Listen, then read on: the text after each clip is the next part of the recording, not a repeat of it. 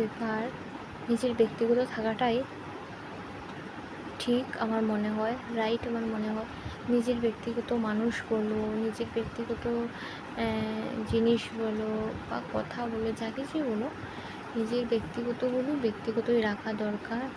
সেগুলো public issue করার কী দরকার? সেগুলো সবাইকে জানানোর বা কী দরকার? আমাদের ব্যক্তিগত জিনিসগুলো আমরা যখন পাবলিক করি, সবাইকে জানাই, সেটা একটা পাবলিক ইস্যু হয়ে যায়।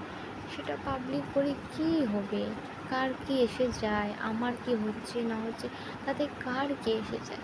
আর কার কী হচ্ছে না হচ্ছে তাতে আমারই বা কী এসে যায়? সেটা দেখানোর বা কী দরকার? ঠিক আছে, নিজের কোনো ট্যালেন্ট থাকলে, নিজের কোনো নলেজ থাকলে ভালো, সেটা দেখাও, সেটার দ্বারা কাজ করো, যাতে জীবনে ভালো হয়, উন্নত হয়, কেউ তোমায় দেখে ভালো কিছু শিখতে পারে বা জীবনে উন্নত করতে পারে বা তোমার কথা মনে রাখতে পারে, মানে সেরকম কিছু দেখানোর চেষ্টা করো। এই নিজের পার্সোনাল প্রাইভেট ব্যাপারগুলো সবার সাথে শেয়ার করে নিজেকে নিজে সবার কাছে নিজের সব কিছু জানাচ্ছি, তো তোমার কাছে এসে কেউ তোমার সাথে গল্প করার বা তোমার কাছে এসে কি আরও কিছু জানার কোনো প্রয়োজন নেই, কারণ তুমি অলরেডি সবাইকে ঘরে বসে সব কিছু পাবলিক করে দিচ্ছ, জানিয়ে দিচ্ছ, পাবলিক ইস্যু হয়ে যাচ্ছে। তো সেগুলো করার কোনো মানে হয় না আমার মনে হয়।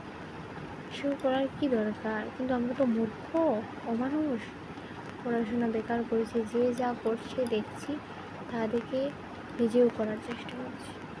খারাপ হচ্ছে নাকি ভালো হচ্ছে সেদিকেও খেয়াল নেই। ঠিক আছে, তো অন্য যা কিছুই করুক, যেভাবেই চলুক, যা কিছুই করুক, তাতে ওর লাইফ ও করছে, তাতে আমার কি এসে যায়? আমি আমার মতো থাকি না, তাই না? প্রয়োজন হলে ওর সাথে কথা বলবো, প্রয়োজন হলে ওর সাথে দেখা করবো, অপ্রয়োজনে দরকার নেই তো। ও ওর মতো থাকুক, যা কিছুই করুক, ওর দেখা থেকে আমি কেন নাচবো? আমি আমার মতো থাকি, আমি গান করি, আমি আমার গান নিয়ে থাকি। ও নাচ করছে বলে আমি আমার গান ছেড়ে ওর নাচ দেখে নাচতে চলে যাব, তাই বলে কি আমার নাচ ভালো হবে? ভালো হবে না, কারণ আমি নাচ কখনো জানতামই না। ঠিক আছে, তো এইসব যারা করে তারা এক ধরনের পাগল, মেন্টাল পাগল। আমি এক সময় খুবই খারাপ ছিলাম হয়তো, কিন্তু আজ নিজেকে বলছি আমি খুব ভালো একটা মেয়ে। Mousumi is the best good girl. আমি এক সময় হয়তো খুবই নোংরা ছিলাম, বাজে ছিলাম, তো আজ আমি খুবই ক্লিয়ার এবং পিওর।